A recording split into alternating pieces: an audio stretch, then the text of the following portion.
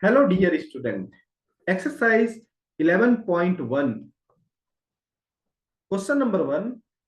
If a line makes an angle 90 degree, 135 degree, 45 degree with x, y, and z respectively, find the direction cosine. Direction cosine we know cos alpha, cos beta, and cos gamma. Cos alpha, cos beta, and cos gamma. This also represented by L, M, and N. This is nothing but the called direction cosine. So cos 90, cos 135, and cos 45, it will give the direction cosine.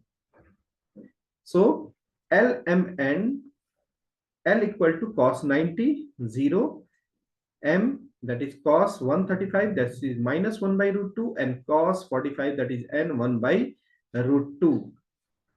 So LM and so this is the direction cosine of the line. Find the direction cosine of a line which makes equal angle with the coordinate axis. This is question number 2. Now direction cosine of a line which makes an angle alpha with each of the coordinate axis. L is cos alpha, M is cos alpha, N is cos alpha, because this all direction cosine are same. We know L square plus M square plus N square is always 1. Just we have to substitute the value of L, M, and N here. So 3 cos square alpha equal to 1. So cos alpha equal to 1 by root 3. That is plus minus 1 by root 3. So direction cosine of the line which is equally inclined to the coordinate axis is plus minus 1 by root 3. Question number 3. If the line has the direction ratio is given minus 18, 12, and minus 4, then what is the direction cosine? To find out the direction cosine from the given direction ratio, we have to just minus 18, this is the first value. After that, square root of this 3 direction ratio value, minus 18 square, 12 square, minus 4 square. This is in the denominator part, and whatever this is the direction ratio, this will give the direction cosine of the line. So this is the direction cosine, question number 4. So that the points, this 3 points, A, suppose we are taking 2, 3, 4. B, we are taking minus 2, minus 1, and 1. And 5, 8, 7 is the point C. Now, we know that direction ratio of the line joining x1, y1, z1 and x2, y2, z2 are x2 minus x1, y2 minus y1, and z2 minus z1. This is the direction ratio of any line. Now, direction ratio of AB, we want to find out. This is A and this is B. Just we have to subtract x2 minus x1, y2 minus x1, and z2 minus z1. So we will get here minus 1, minus 2, minus 2, minus 3, 1, minus 4. So this is the AB direction ratio we got. Now, similarly, we will find out the direction ratio of BC. So 5, and this is the, just we have to subtract according to the formula.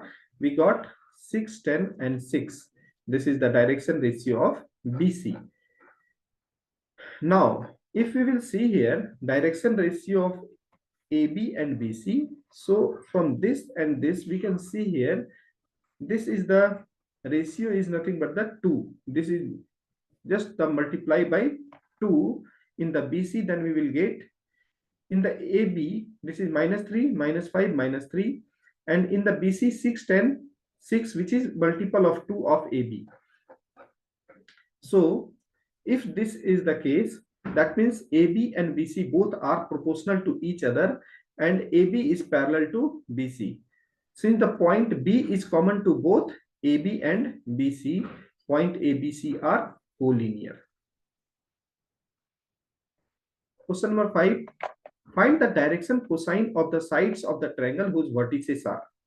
This is the direction.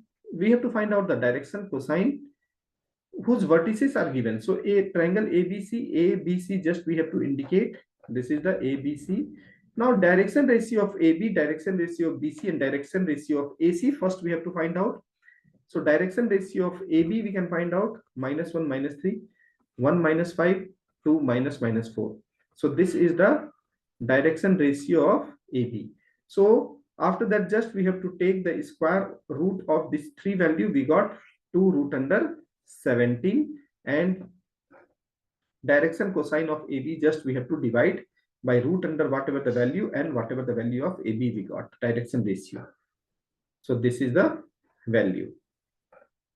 Similarly, for the direction ratio of BC, we have to find out x2 minus x1. That formula we apply, and we got this result.